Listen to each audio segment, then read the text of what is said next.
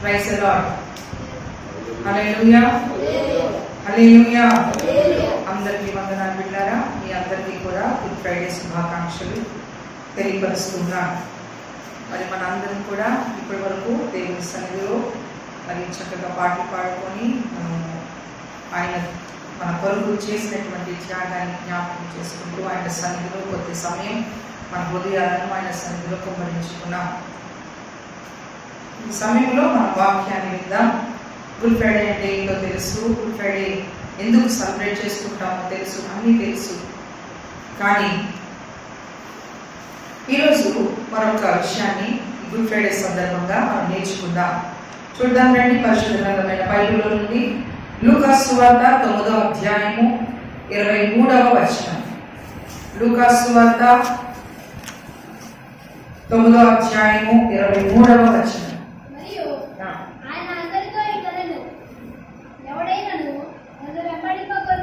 ఎవడైనను నన్ను వెంబడింపగోరిన ఎడల తన్ను తాను ఉపేక్షించుకొని ప్రతిదినము తన సిలువను ఎత్తుకొని నన్ను వెంబడింపవలెను. దేవునికి మహిమ కలుగును గాక. హల్లెలూయా హల్లెలూయా. ప్రతిదినము తన సిలువను ఎత్తుకొని నన్ను వెంబడించాలి. ఎవరికి? ఎవరైతే ఆయన్ని వెంబడించాలని అనుకుంటున్నారో, ఎవరైతే నన్ను వెంబడించాలని కోరుకుంటున్నారో, ప్రతిదినము తమ్మును తాము ఉపేక్షించుకొని సిలువనెత్తుకొని నన్ను వెంబడించండి. సిలువ అంటే ఏంటి? చాలా మందికి తెలియక సిలువలో చెవులు పెట్టుకుంటారు, మెడలు వేసుకుంటూ ఉంటారు. సిలువ అంటే ఒకలాంటి ఆర్నమెంట్ అనుకుంటూ ఉంటారు. కానీ వాస్తవానికి సిలువ అంటే ఒక డిజైన్ అనుకుంటారు, వాటిలో పెట్టుకుంటారు. అయితే వాస్తవానికి సిలువ దేనికి సాదృశ్యంగా ఉందంటే, సిలువ ఒక భయంకరమైన శిక్షకు సాదృశ్యంగా ఉంది, సిగ్గుకు సాదృశ్యంగా ఉంది. సిలువ అనేది యేసుక్రీస్తు ప్రభు వారు ఆ సిలువలో భయంకరమైన వ్యాధిని అనుభవించారో మనందరికీ తెలుసు. సిలువ అనేది సిగ్గుకు సాదృశ్యం, బాధకు సాదృశ్యం, భయానికి సాదృశ్యం. అలాంటి సిలువను మనం ఎత్తుకోవాలట. ఎప్పుడు? ప్రతిరోజు మనము మన సిలువను ఎత్తుకొని నడుచుకోవాలి. ఆ సిలువను ఎత్తుకొని నడుచుకోవడం అంటే ఏంటి? యేసుక్రీస్తు ప్రభు వారిని కనుక మనము ఆ సిలువ మీద ఒక్కసారి మనం ధ్యానం చేస్తే, పరిశీలన చేస్తే, మొట్టమొదటిగా మనకి ఏం కనబడుతుందో తెలుసా? యోహాను సువార్త 4:34 ఒకసారి చదవండి. యోహాను సువార్త 4:34.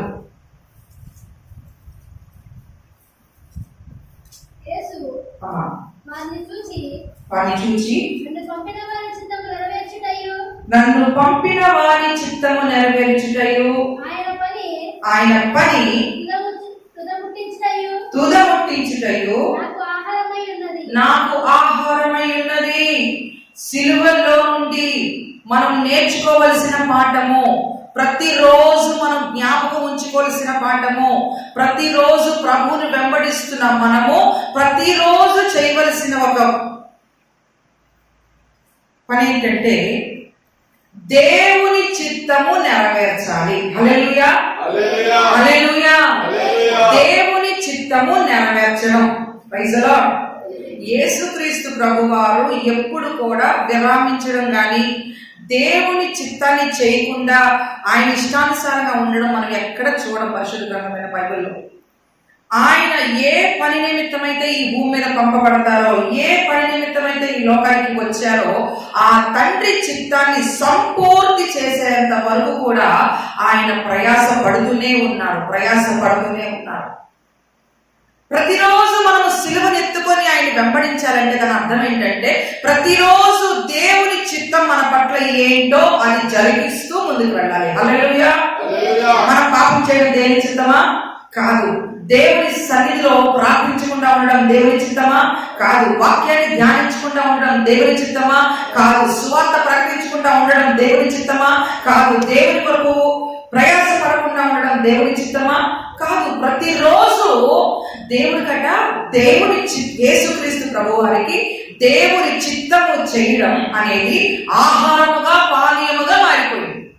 ప్రతిరోజు మనం ఎలాగైతే 3 పూట్ల ఆహారం తీసుకుంటామో, పానీయాలు తీసుకుంటామో, అంత కాకుండా ఇంకా స్నాక్స్ అంటాము, ఫ్రూట్స్ అంటాము, అదంటాం ఇదంటాం, ఎలా అయితే మనం తీసుకుంటున్నామో ఆహారంగా, అలాగున యేసుక్రీస్తు ప్రభు వారికి ప్రతిరోజు దేవుని చిత్తము చేయడమే ఆయనకి ఆహారంగా పానీయంగా మారిపోయింది. ప్రతిరోజు సిలువనెత్తుకొని వెంబడించడం అంటే మనం కూడా సిలువ కొయ్యేసుకొని తిరుగుతామా? కాదు కాదు. సిలువలో మనం చూస్తుంది ఒకటి ఏంటంటే దేవుని చిత్తమును నెరవేర్చుట. అనారోగ్యం కలిగిందని, బలహీనతలు కలుగుతున్నాయని, మనకి చేత కావట్లేదని, మనం నీరసంగా ఉన్నామని, మన వల్ల కావట్లేదని దేవుని పనిని పక్కన పెట్టకూడదు. ఇంకా చెప్పాలంటే ఇంటికి బంధువులు వచ్చారని, చుట్టాలు వచ్చారని, స్నేహితులు వచ్చారని, ప్రోగ్రామ్స్ ఉన్నాయని, ఫంక్షన్స్ ఉన్నాయని అక్కడికి ఇక్కడికి పరుగులు పెడుతూ దేవుని చిత్తాన్ని మనం మర్చిపోకూడదు. ఆమేన్, ఆమేన్, హల్లెలూయా. ప్రతిరోజు దేవుని చిత్తమే మనము జరిగించాలి. ప్రతిరోజు పరిశుద్ధంగా ఉండడం దేవుని చిత్తం. ప్రతిరోజు మనం పరిశుద్ధత కొరకు ప్రాకులాడుతూనే ఉండాలి. మనము లేచినది మొదలుకొని పండుకునేంత వరకు కూడా, ఈవెన్ పండుకున్న తర్వాత కూడా దావీదంటాడు, నా ఊహలు నా తలంపులు కూడా నీవు పరీక్షించి తెలుసుపయ్యా. అంటే మనం పడకలో కూడా, మన ఊహల్లో కూడా, మన తలంపుల్లో కూడా పాపం అనేది ఎంటర్ అవ్వకుండా ఉండడమే దేవుని యొక్క చిత్తం. దాన్ని మనం ఏం చేయాలో తెలుసండి, అభ్యాస చేసుకోవాలి. ఎవరికి ఒక్కసారి రాదు బిడ్డలారా, ఎవరికి ఒక్కసారి రాదు. మనము ప్రతిరోజు దాన్ని అభ్యాసం చేసుకోవాలి. ప్రతిరోజు దాన్ని మనం అభ్యాసం చేసుకుంటేనే మనము దేవుని చిత్తాన్ని నెరవేర్చే వారంగా ఉంటాం. అది మన వల్ల అవుతుందా? ప్రతిరోజు మనము సిలువ శక్తిని మనము పొందుకోవాలి, జ్ఞాపకం చేసుకోవాలి. మనకి దేవుని సిలువ శక్తి అర్థమైతే ప్రతిరోజు కూడా మనం దేవుని చిత్తాన్ని నెరవేర్చకుండా ఉండలేము. మీకు అర్థమవుతుందా?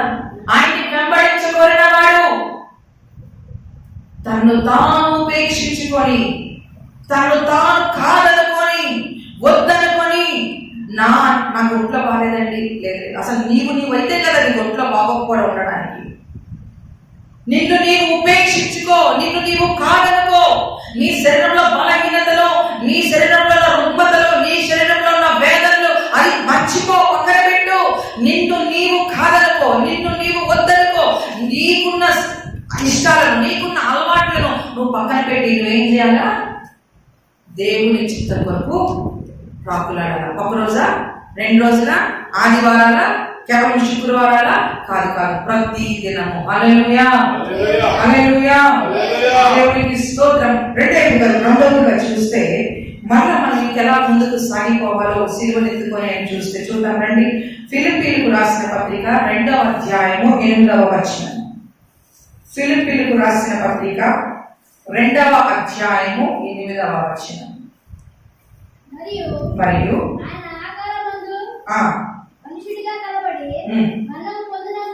మరణం పొందునంతగా, అనగా సిలువ మరణం పొందునంతగా విధేయత చూపిన వాడై తనను తాను తగ్గించుకొనెను. హల్లెలూయా, హల్లెలూయా. నన్ను వెంబడింపబోతున్న వాడు తనను తాను ఉపేక్షించుకొని తన సిలువను ఎత్తుకొని నన్ను వెంబడించాలి అని అన్నాడు కదా. ప్రతిరోజు మనం చేయవలసిన మరొక పని ఏంటో తెలుసా? ఒకటి దేవుని చిత్తం, ఇంకోటి సంపూర్ణమైన విధేయత. హల్లెలూయా, హల్లెలూయా. సంపూర్ణమైన విధేయత. కొంతమందికి సగం విధేయత ఉంటుంది, హాఫ్ విధేయత. కొన్ని విషయాల్లో విధేయత చూపిస్తాం, కొన్ని విషయాల్లో విధేయత చూపించలేము.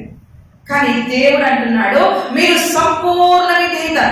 మన ప్రభు అట ఎలాంటి విధేయత చూపించాడో తెలుసా?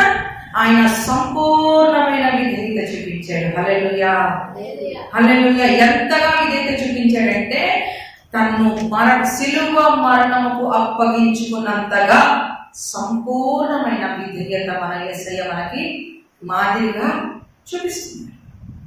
దేవునికి మహిమ కలుగును గాక. ఎప్పుడైనా మీరు ఇంగ్లీష్లో కొటేషన్ విన్నారా? ఫ్రూట్ఫుల్ బ్రాంచెస్ బెండ్ లో. మన చెట్టు కొమ్మల్ని చూసినప్పుడు ఏ కొమ్మకైతే ఎక్కువగా పళ్ళు ఉంటాయో అది బరువుగా ఉంటుంది కదండి, అది తగ్గి ఉంటుంది, నేల మట్టుకు దిగి ఉంటుంది, తగ్గించుకొని ఉంటుంది, విధేయత కలిగి ఉంటుంది. అన్ని ఫ్రూట్స్ ఉన్నాయి కదా అని చెప్పేసి, అన్ని పళ్ళు ఉన్నాయి కదా అని చెప్పేసి అలా ఎత్తి కూర్చోదు, తగ్గి ఉంటుంది. అంటే దాని అర్థం ఏంటి? సంపూర్ణ విధేయత కలిగిన వాళ్ళ మనం ఎప్పుడు కూడా తగ్గే ఉంటాం, తగ్గించుకొని ఉంటాం. యేసయ్యకి ఏం తక్కువ అండి? ఆయన మహాచక్రవర్తి కాదా? ఆయన పరిశుద్ధుడు కాదా? ఆయన అందగాడు కాదా? ఆయన ఎంత గొప్పవాడు అసలు? అంతగా రిక్తులుగా మారడానికి, అంతగా తగ్గించుకోవడానికి ఆయనకి ఏం అవసరం? ఆయన శాసిస్తే కార్యాలు జరగవా? ఆయన కన్ను ఎవ చేస్తే మారరా? కానీ తన్ను తాను శిలువ మరణం పొందునంతగా విధేయత చూపించాడు. దేవుని మహిమ కలుగును గాక. హల్లెలూయా, హల్లెలూయా. మనం అనుకుంటాం కానీ ఇది చాలా చాలా చాలా సింపులే కాదు, కష్టమే. ఎందుకంటే మన లోకాశలు ఉన్నాయే అవి మనల్ని సంపూర్ణ విధేయతగా తగ్గించుకునేటట్లుగా ఉండలేము.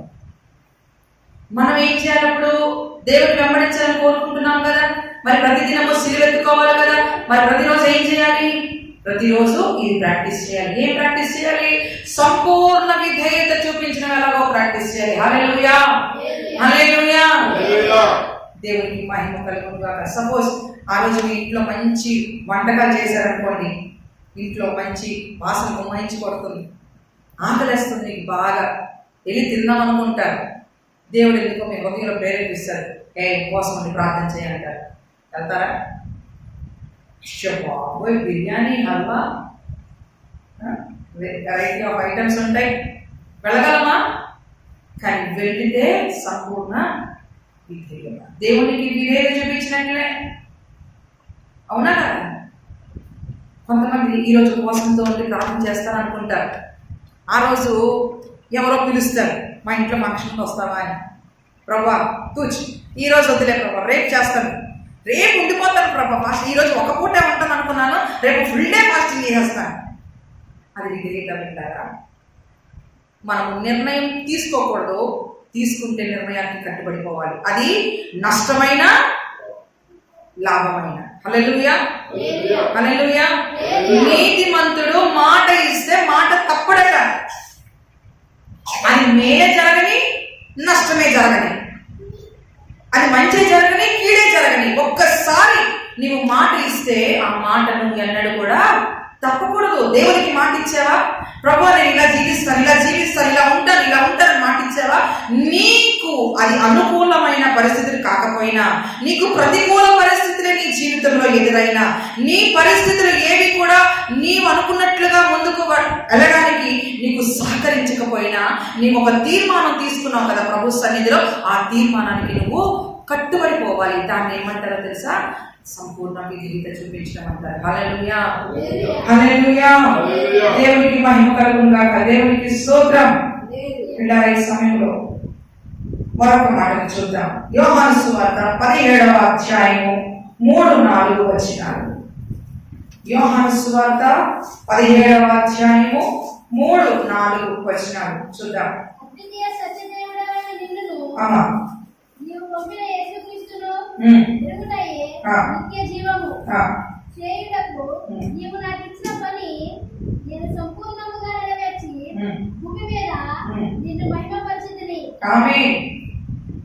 నీవు నాకు అప్పగించిన పని సంపూర్ణంగా నెరవేర్చి భూమి మీద నిన్ను మహిమపరిచాను అని ఎవరంటున్నారు? యేసయ్య అంటున్నాడు. హల్లెలూయా, హల్లెలూయా. మూడోది ఏంటో తెలుసా? దేవుడిచ్చిన బాధ్యతను, దేవుడిచ్చిన కర్తవ్యాన్ని నీవు నెరవేర్చుట. అది ఒకరోజు చేస్తావా? ఒకరోజా? 2 రోజుల? ప్రతిరోజు. ఒకటి ఫస్ట్ పాయింట్ ఏం చూసుకున్నాం? ఒకటి దేవుని చిత్తం, రెండవది సంపూర్ణ విధేయత, మూడవది మనం ఏం చూస్తున్నామండి? దేవుడు ఇచ్చినటువంటి బాధ్యత లేదా కర్తవ్యాన్ని నెరవేర్చుట ప్రతిరోజు మనం చేయాలి. హల్లెలూయా, హల్లెలూయా. ఇప్పుడు ఒక తల్లి ఉందనుకోండి, ప్రతిరోజు నేనే లేచి వండాలా, ప్రతిరోజు నేనే పక్క ఉతకాలా, ప్రతిరోజు నేనే అంటున్నావాలా, ప్రతిరోజు నేనే నీకు వండి పెట్టాలా అని అంటే కుదురుతుందా? కుదరదు. తండ్రి ఉన్నాడు అనుకోండి, ప్రతిరోజు నేనే పనికి వెళ్ళాలా, నేనే కష్టపడాలా, నేనే తేవాలా అంటే సరిపోతుందా? సరిపోదు. బాధ్యత. వారానికి ఒక్కసారి నేను వంట చేస్తా, వారానికి ఒక్కసారి నేను పనికి వెళ్తా, వారానికి ఒక్కసారి నేను సంపాదించి తీసుకొస్తా. కుదురుతుందా బిడ్డారా? కుదరదు. ప్రతి దినము మనము సిలువ ఎత్తుకొని ప్రభుని వెంబడించాలి. దేవుడు మనకు అప్పగించిన కర్తవ్యం, దేవుడు మనకిచ్చినటువంటి బాధ్యత. ఒక కుమార్తెగా నీ కుటుంబంలో దేవునికి ఏం బాధ్యతలు ఇచ్చాడు? ఒక తండ్రిగా నీ బాధ్యత, ఒక తల్లిగా నీ బాధ్యత, ఒక బిడ్డలుగా నీ బాధ్యతలు నిర్వర్తిస్తూనే దేవుడు మీకు పెట్టిన బాధ్యతలు కూడా మీరు నిర్వర్తించాలి. హల్లెలూయా, హల్లెలూయా. సంఘ క్షేమాభివృద్ధి కొరకు ప్రార్థన చేయడం, దైవ సేవకుల కొరకు ప్రార్థన చేయడం, నశించిపోతున్న ఆత్మల కొరకు ప్రార్థన చేయడం, దేవుని పనిలో ప్రయాసపడడం, ఇవన్నీ దేవుడు మనకి ఇచ్చినటువంటి బాధ్యతలు. దేవుని సేవలో ముందుకు దూసుకెళ్ళిపోవడం దేవుడు మనకి ఇచ్చినటువంటి బాధ్యత. నా ఇంట్లో జరగట్లేదు, నా ఒంట్లో బాగాలేదు, నేను అలాగే ఉంటాను అంటే కుదరదు. ప్రతిదినము ఆయన వెంబడించాలంటే ప్రతిరోజు మనము మన సిలువని ఎత్తుకొని ఆయన వెంబడించాలి. సిలువని ఎత్తుకోవడం అంటే ఇదిగో ఇవన్నీ కూడా మనం చేయాలి.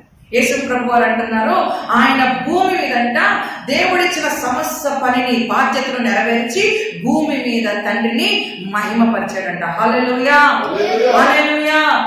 మన ద్వారా దేవుని నామానికి మహిమ రావాలి. యేసుక్రీస్తు ప్రభు వారే తండ్రిని మహిమపరిచినట్లుగా ఈ భూమి మీద జీవిస్తే మనకెంత జీవించాలి? మనం ఇంకెంత బాధ్యతగా బ్రతకాలి? మనం ఇంకెంత జాగ్రత్తగా బ్రతకాలి? పరిశుద్ధుడు ఆయన ఈ భూమి మీద సంచరిస్తున్న దినాలలో అంతగా బాధ్యతను వహించి నిర్దోషంగా బ్రతికి దేవుని నామాన్ని భూమి మీద మహిమపరిచాడు కదా.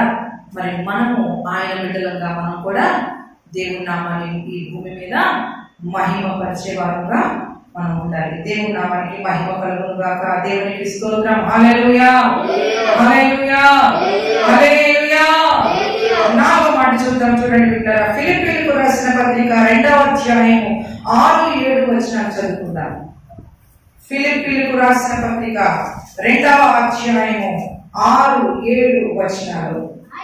ఆయన దేవుని స్వరూపము కలిగిన వాడైంది, దేవునితో సమానముగా ఉండుట విడిచిపెట్టకూడని భాగ్యమని ఎంచుకొనలేదు గాని మనుషుల పోలికగా పుట్టి దాసుని స్వరూపము ధరించుకొని తన్ను తానే రిక్తునిగా చేసుకొనెను. హల్లెలూయా, హల్లెలూయా. విన్నారా? చదివారు కదా. మనం 4వదిగా చూస్తే దేవుడు చేసినటువంటి అనలేని త్యాగం. హల్లెలూయా, హల్లెలూయా. గమనించండి, ప్రతిరోజు సిలువను ఎత్తుకొని వెంబడించడం ఏంటో తెలుసా? ప్రతిరోజు నువ్వు దేవుని కొరకు ఏదో ఒకటి విడిచిపెట్టాలి, దేవునికి ఇష్టం లేనిది. హల్లెలూయా, హల్లెలూయా. నువ్వు ఏదైనా సరే దేవునికి త్యాగం చేయగలుగుతున్నావా? సమయాన్ని ఇవ్వగలుగుతున్నావా? అంతెందుకు సమయం ఇవ్వగలుగుతున్నావా దేవునికి? త్యాగం చేయగలుగుతా. దేవుడట ఆయన సింహాసనాన్ని త్యాగం చేసేసాడు. ఆయన తండ్రితో ఉండడానికి అది భాగ్యంగా ఎంచుకోలేదట. ఈ భూమికి దిగొచ్చేసాడు. రిక్తునిగా చేసుకోవడానికి ఇష్టపడ్డాడు. త్యాగం చేసేసాడు దేవుడు. తన జీవితాన్ని త్యాగం చేసేసాడు. నీకు ఇష్టమైనదేదో నీకు ఇష్టమైంది ఏదో అది దేవుని దృష్టిలో ఇష్టం లేదనుకో, నువ్వు త్యాగం చేయగలవా?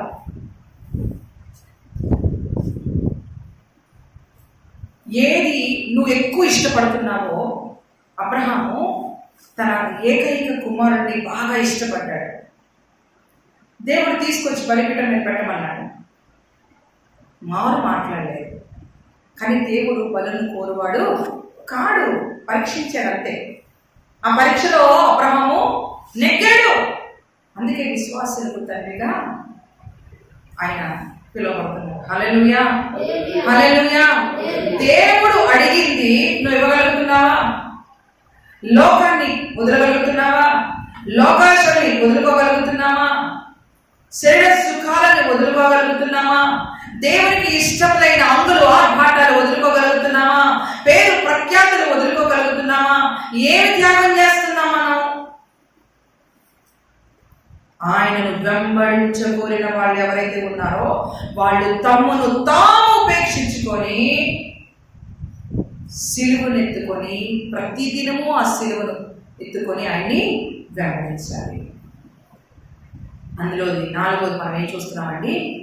దేవుడు చేసిన గొప్ప త్యాగం. నీకుందా త్యాగం? ఆలోచించుకోవాలి. ఒకవేళ లేకపోతే మనం ఈ రోజు నుంచి దాన్ని ప్రాక్టీస్ చేయాలి. హల్లెలూయా, హల్లెలూయా. పిల్లల 5వదిగా చూస్తే సహనం.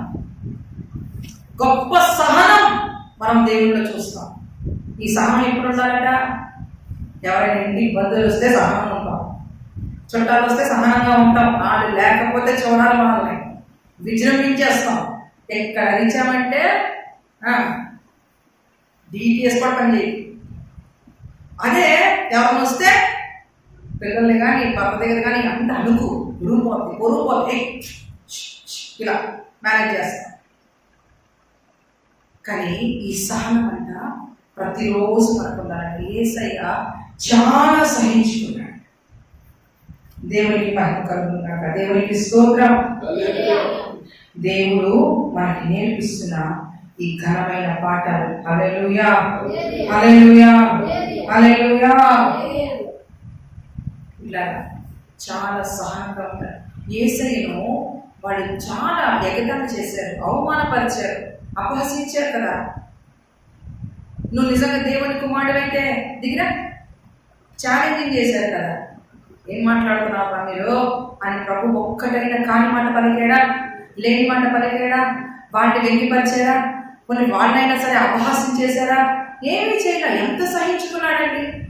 అరే, తిడుతున్న వాళ్ళు తిడుతున్నారు, కొడుతున్న వాళ్ళు కొడుతున్నారు, దూషిస్తున్న వాళ్ళు దూషిస్తున్నారు, అవమానిస్తున్నారు, గేలి చేస్తున్న వాళ్ళు గేలి చేస్తున్నారు. అయినా మౌనంగా అరే నేనేం తప్పు చేయలేదు అని కనీసం ప్రిటెండ్ కూడా చేసుకోలేదు. నేనేం తప్పు చేయలేదు, నేనేం అనలేదు, నేనేమి ఎంత శిక్ష అనుభవించడానికి నేనేమి తప్పు చేసి రావట్లేదు, నేనేమి తప్పు చేయలేదు అని ఎప్పుడైనా ఎక్కడైనా మాట్లాడా? మాట్లాడలా. సహించుకున్నాడు. మనలో చాలాసార్లు ఈ సహనమే ఉండదు. ఓరు పడతాం, ఒక్కసారి కట్లు తెగేయంటే అంతే, మొత్తం పట్టిందల్లా ఒకసారి ఎవరికేస్తాం కదండి. అది మన స్వభావం. కానీ దేవుని స్వభావం అది కాదు. కానీ మనం ఇప్పుడు దేవుని వెంబడిస్తున్నాం కదా, మనం ఏం చేయాలి? ఇప్పుడు ఈ సహనాన్ని ప్రతిరోజు మన జీవితంలో మెయింటైన్ చేయాలి. వస్తాయి. ప్రభా సహనం నేర్పించు ప్రభా అని అడిగామనుకోండి, మరి దేవుడు నేర్పించాలంటే ఏం చేస్తాడు? టెస్టులు పెడతా ఉంటాడు. పరిశుద్ధత కావాలి ప్రభా అన్నప్పుడు పరిశుద్ధంగా ఉండడానికి టెస్టులు పెడతా ఉంటాడు దేవుడు. మనం దాన్ని జయించుకుంటూ వెళ్ళాలి. సహనం కావాలి, ఓర్పు కావాలి. మన తండ్రి అంతగా సహించుకున్నాడు, మన దేవుడు అంతగా సహించుకున్నాడు. ఆయన పట్టుకోవడానికి వస్తున్న వ్యక్తుల్ని కూడా ఆవేశంలో పేతురు గారు ఒక మలుపు చెవిని నరికితే దేవుడు ఆ చెవిని తీసి మళ్ళా యథావిధిగా స్వస్థపరిచేసి తను అప్పగించుకున్నాడు. ఎంత సహనం అండి! ఆయనకి కీడు చేయడానికి వచ్చిన వారికే ఆయన మేలు చేశాడు. ఆయన్ని పట్టుకోవడానికి వచ్చిన వారికే ఆయన మేలు చేశాడు. ఆయన్ని కొడుతున్న వారి కొరకే విజ్ఞాపన చేశాడు. అంత సహనం, అంత సహనశీలి మనము సేవిస్తూ ఆరాధిస్తున్న ప్రభు అయిన యేసయ్య. మరి ఆయన్ని వెంబడిస్తున్న మనం ఇదిగో ఈ శిలువను కూడా మనము ఎత్తుకోవాలి. సహనం అనేది మనకి కావాలి. పేతురు రాసిన మొదటి పత్రిక 2వ అధ్యాయము 19, 20, 21, 22, 23 మీరు చదివితే తర్వాత చదవండి. అక్కడ అంటారు, మేలు చేసి కీడు అనుభవించడానికే, న్యాయం చేసి అన్యాయం అనుభవించడానికే దేవుడు మనల్ని పిలుచుకున్నాడంట. ఎంత గమ్మత్తుగా ఉంది కదండి. కీడుకి ప్రతి కీడు చెయ్యు అంటే బాగుండేది, అన్యాయానికి నువ్వు మరో అన్యాయం చెయ్యు అంటే బాగుండేది. కానీ మనం దేనికి పిలువబడ్డామట? మనం ఒకరికి మేలు చేసామనుకోండి, వాళ్ళు మనకి తిరిగి కీడు చేశారనుకోండి, దానికి మనం పిలువబడ్డాము. ఇది ఎంత గమ్మత్తండి. మానవు యొక్క ఆలోచనలకి, మానవు యొక్క కోణానికి అర్థం కాదు ప్రభు మాటలు. మేలుకు మనకి కీడు జరిగితేనట మనం సహించుకోవాలట. ఇలా ఎందుకు జరిగింది, అలా ఎందుకు జరిగింది, అంత చేశాడు, ఎంత చేశాడు, వాడు ఎందుకు ఇలా చేశాడు అరుస్తాం. అయితే ఈరోజు మనం ఏం చేయాలా? దాన్ని ప్రాక్టీస్ చేయాలా. ప్రభా, నేను నీ బిడ్డగా మేలు చేశాను, అది వాళ్ళు గుర్తించుకోలేదు, వదిలే అని చెప్పి మనం ఏం చేయాలా?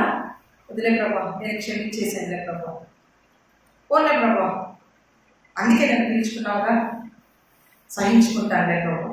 నువ్వే సహించుకున్నావు, పరిశుద్ధుడివి, పరిశుద్ధుడు తప్ప నీకు ఏమీ తెలియదు, నువ్వు పరిశుద్ధుడివి, నువ్వే అంతగా సహించుకున్నావు, నాకు పాపం తప్ప ఏమీ తెలియదు, నేను సహించుకోవడం కదా మ్యాటర్ ఏమి కాదు.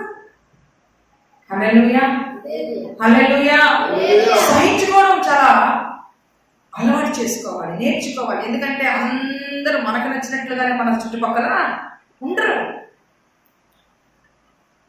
ఒకసారి ఒకరి మాట మనకు నచ్చుతుంది, ఇంకోసారి ఇంకొకరి మాట నచ్చుతుంది. అందరినీ మనం సాటిస్ఫై కూడా చేయలేము, అందరికి నచ్చినట్లుగా కూడా మనం ఉండాలి. ఒకరికి మనం నచ్చుతాం, ఇంకొకరికి మనం నచ్చలేము. నచ్చిన వాళ్ళు మనల్ని బాగానే చూస్తారు, నచ్చలేని వాళ్ళు మనం మంచి చేసినా మాట్లాడతారు, చెడు చేసినా మాట్లాడతారు. ప్రతి ఒక్క ఇంటికి వెళ్ళి నువ్వు డోర్ టు డోర్ కొట్టేసి అలాగండి ఇలాగండి నువ్వు చెప్పలేవు కదా. మరి నువ్వేం చేయాలా? సహించుకోవాలా. హల్లెలూయా, హల్లెలూయా. సహనం అనేది చాలా గొప్ప ప్రయోజనాన్ని, మేలును మనకి చేకూరుస్తుంది. హల్లెలూయా, హల్లెలూయా. అలాగే ఇంకా చెప్పేస్తాను. ఆరోగ్యంగా మనం చూసినట్లయితే తగ్గింపు స్వభావం. మన యేసయ్యలో మనము చూస్తుంది ఏంటండి? తగ్గించుకునే స్వభావం. మనము తగ్గించుకోవాలి. శిష్యులు అడిగారు, ప్రభువా నీ తర్వాత ఎవరు ప్రభువా, నేనా, నాదా సీటు అని అడిగారు. ప్రభు, నేను మీకు ఒక క్రొత్త ఆజ్ఞ ఇస్తాను అని అన్నారు. నేను మిమ్మల్ని ఎలా ప్రేమించానో మీరు ఒకరినొకరు అలాగే ప్రేమించండి. ఇంకోటి ఏం చేసి చూపించారు? ఆయనే కుర్చీ నుంచి లేదా ఆయనే నిలిచి వచ్చి తన శిష్యుల పాదాల్ని కడిగారు. ఇప్పుడు విశ్వాసులు సేవకుని పాదాలు కడిగితే అబ్బా నేను దానికి యోగ్యునండి, అర్హునండి, నేను సువార్త ప్రకటిస్తున్నాను కనుక మరి సువార్త చేసే వారి పాదములు పర్వతముల మీద సుందరములుగా ఉంటాయి కనుక కడుగుతున్నారండి, వాళ్ళు నా పాదాలు కడుగుతున్నారండి అని మాస్టర్ గారు సాటిస్ఫై ఫీల్ అవ్వచ్చు. మరి మాస్టర్ గారు ఆ విశ్వాసి పాదాలు కడగలరా? అంత తగ్గిపోందా? యేసుక్రీస్తు ప్రభువారు తన స్వహస్తాలతో తన శిష్యుల పాదములు కడిగేశారు. హల్లెలూయా, హల్లెలూయా. ఆ పాదాలు బాగుంటాయండి, ఆ పాదాలు అందమైన పాదాలండి, పట్టుబరుపుల మీద నడిచిన పాదాలండి. అవన్నీ ఎంత చూడడానికి కూడా అసహించుకునేటట్లుగా ఉంటాయి పాదాలు. అలాంటి పాదాలని ఆణిముత్యం కంటే విలువైన తన చేతులతో నా ప్రభు వారు తాకారు. అసలు తాకడమే గ్రేట్ అనుకుంటే కడిగారు. హల్లెలూయా, హల్లెలూయా, హల్లెలూయా. అంతగా నా ప్రభువు తగ్గించుకున్నాడు.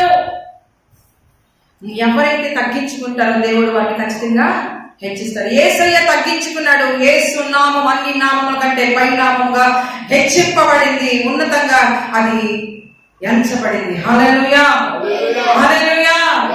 ఎవరైతే తగ్గించుకుంటారో వారు ఖచ్చితంగా హెచ్చింపబడతారు. ఇది ఎప్పుడు చేయాలా? గుడ్ ఫ్రైడే చేయాలి. అంటే ఆదివారం చేయాలా, పాస్టర్ ముందు చేయాలా, లేదా సిస్టర్స్ ముందు బ్రదర్స్ ముందు చేయాలా? కాదు, ప్రతిరోజు చేయాలా. మీరు స్కూల్కి వెళ్తున్నారా, స్కూల్లో, కాలేజీకి వెళ్తున్నారా, కాలేజెస్లో, వర్క్ ప్లేస్కి వెళ్తున్నారా, వర్క్ ప్లేస్లో, ఎక్కడ ఉంటే అక్కడ నీ క్రీస్తుని నువ్వు చూపించాలి, తగ్గించుకోవాలి. ఒకవేళ వాళ్ళు బిల్డప్ మాటలు మాట్లాడినా సరే, నువ్వు మాట్లాడనక్కర్లేదు. వాళ్ళు తానా అంటే నువ్వు తందానా అని అనక్కర్లేదు.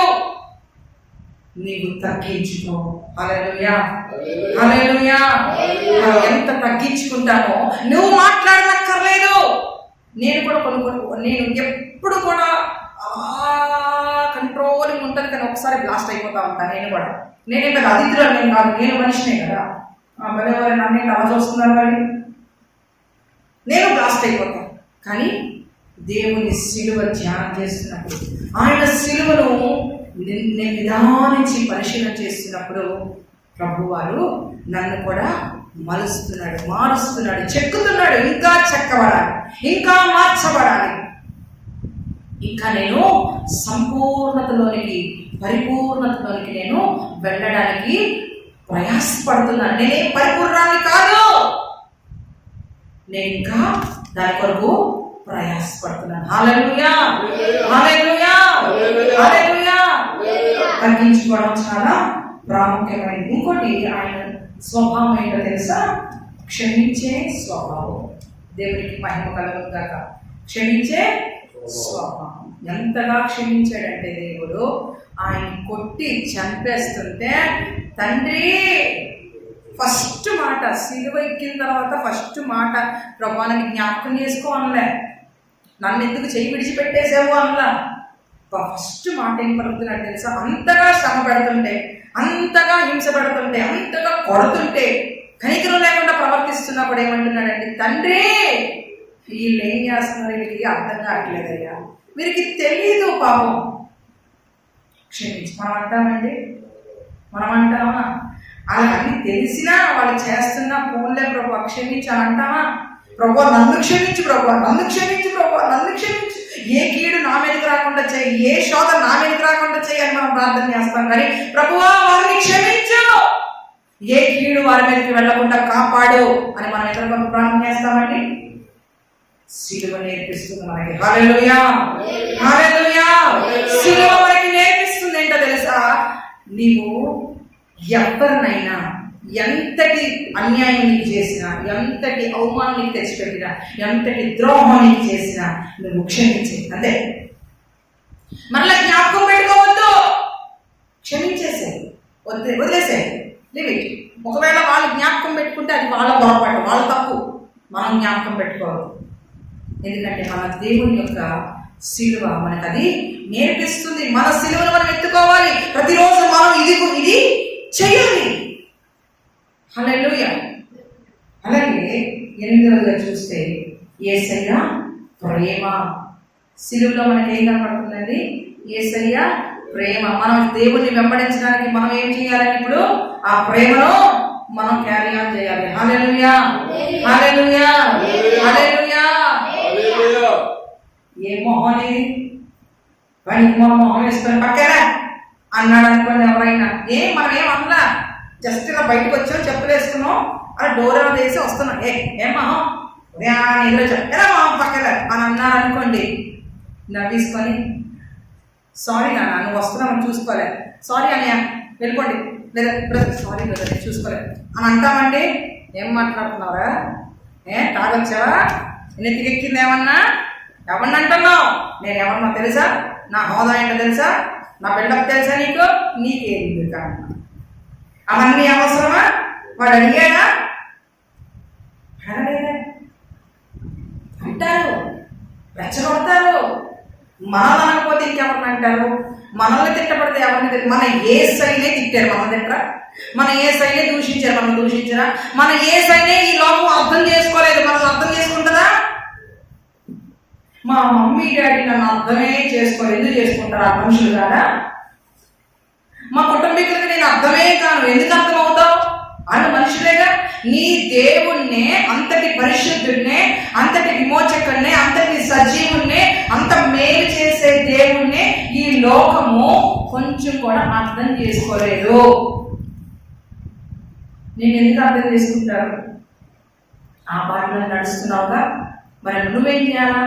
యేసు ఏం చేశాడు? వాళ్ళందరినీ ప్రభువా క్షమించే, కీడొచ్చాడు, అది వచ్చాడు, ఇది వచ్చాడు అన్నారా?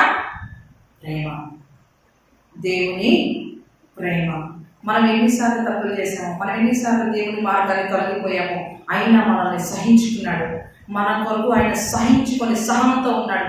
మనల్ని ఆయన కౌగిలిలో చేర్చుకున్నాడు. మనం ఆయన వేలు వదిలి పరిగెత్తి వెళ్ళిపోయినా మరలా వచ్చి రాగానే తండ్రి అనగానే ఆయన 2 చేతులతో మనల్ని కౌగిలించుకున్నాడు. అంతటి ప్రేమ ప్రభు మన ఎడలు చూపించినప్పుడు మనం చూపించకూడదా? చూపించాలి. హల్లెలూయా, హల్లెలూయా, దేవునికి మహిమ కలుగుగాక. చివరిగా చూస్తే ప్రార్థనా జీవితం. యేసుక్రీస్తు ప్రభు వారు ఆఖరిగా తన తల వాల్చి ప్రార్థించే మరణించాడు. తండ్రి, నా ఆత్మను నీకు అప్పగించుకొనుచున్నాను ప్రార్థన చేశారు. హల్లెలూయా.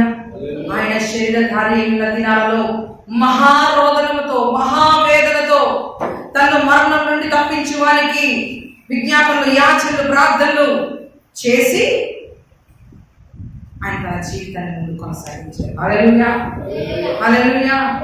మన జీవితంలో కూడా మనము ప్రార్థన చేసేవాళ్ళుగా ఉండాలి. ఎప్పటి వరకు ప్రార్థన చేయాలి?